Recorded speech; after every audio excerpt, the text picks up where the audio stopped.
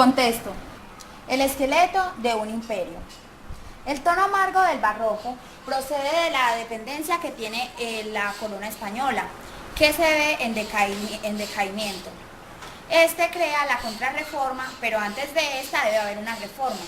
La reforma fue la que creó Lutero y seguido de muchos de estos escritores de esta época. La contrarreforma fue creada por la Iglesia Católica para obligar o someter de alguna manera a los escritores de esta época que escribieran sobre la fe y el contenido de la Iglesia Católica, para que así las personas pudieran llevar unos valores o una ética religiosa y todo lo que leyeran les sirviera para sus vidas.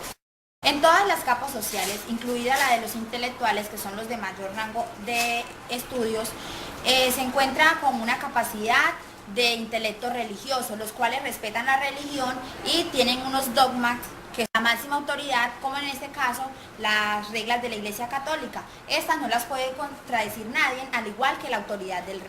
La Inquisición, como la censura previa de los libros y determinadas leyes, impiden que el pensamiento exceda sus límites.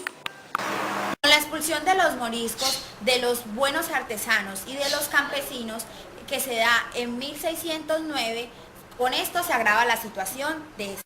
La escala de valores de la sociedad dice que ricos y pobres tienen una gran honra, por lo cual, sin importar los perjuicios que tienen las riquezas de los cristianos, esta es decisivamente nobiliaria, en la cual fue fundada la jerarquización social y obsesión de la honra, o consideración social en un acuerdo con un individuo, dentro de la posición respetable de la sociedad.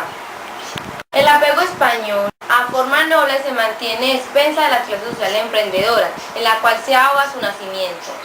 Los beneficios de la explotación de las riquezas de América no iban precisamente para los americanos, sino que eso dirigía a los genovenses. Ellos adelantaban las sumas que precisaban las guerras en las que España se encontraba involucrada. La preocupación de España fue la obtención de recursos para arcas fiscales que estaban sometidas a deudas exteriores y a las crisis económicas. Cuando bajaron los recursos indígenas, se inició la esclavitud africana como principal economía.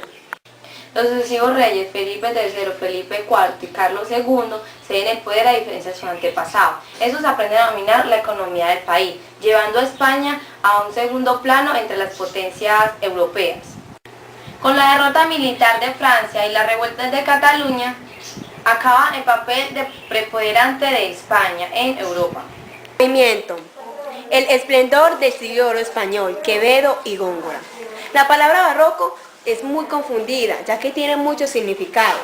En portugués significa perla preciosa pero irregular. Para otros es un término de orfebrería, pero viene del término barrueco. En italiano significa acumulación.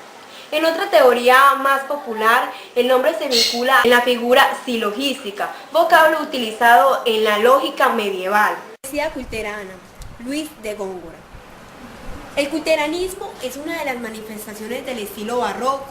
El poeta culterano busca la perfección de la formación, por eso el plano expresivo del lenguaje constituye para él una constante lucha.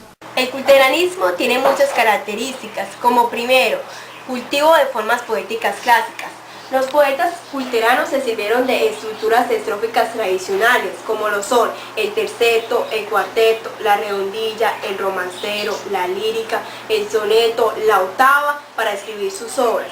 Como segundo, uso exagerado del hiperbatón y de la lis. Como los escritores culteranos recurrieron con exageración al hiperbatón, provocaron muchos accidentes en la lógica de las oraciones. Tal incidente se vieron cuando suprimieron artículos, conjunciones, preposiciones o expresiones oracionales completas. Se vieron largas, incidentes y explicativas en sus oraciones. Tercero, empleo del neologismo y arcaísmo. Introdujeron muchas palabras en esa época utilizadas, como lo son el neologismo y arcaísmo, provenientes del griego, del latín y del italiano, etc. Cuarto, amplia libertad semántica. En frecuentes oraciones a las palabras de uso común les otorgaron un sentido fundamental personal. Como quinto, citas mitológicas. Multiplicaron las alusiones geográficas e históricas valiéndose de esburantes mitológicas griegas y romanas. Como sexta, figuras retóricas. Utilizaron figuras retóricas como metáforas, metonimias, sinedoques, comparaciones, paralelismos, agradaciones, alteraciones, etc. Como séptimo, manejo especial de la construcción gramatical. Dispusieron de una manera muy singular en la construcción gramatical al propósito de provocar la sensación de efectos como luz, brillo y sonoridad. Como octavo y último, la temática. Los temas que trataron se dieron para exaltar la belleza natural. Autores: Luis de Góngora y Argote, 1561-1627. Este fue el mayor expositor del barroco español. Él estudió leyes en Salamanca y después, en 1599, se ordenó sacerdote. Y sus obras provocaron una estruendosa polémica, y tan solo en el siglo XX fueron revaloradas españoles y franceses. Murió en Córdoba en situación de pobreza. Este comenzó siendo un poeta clásico y sencillo.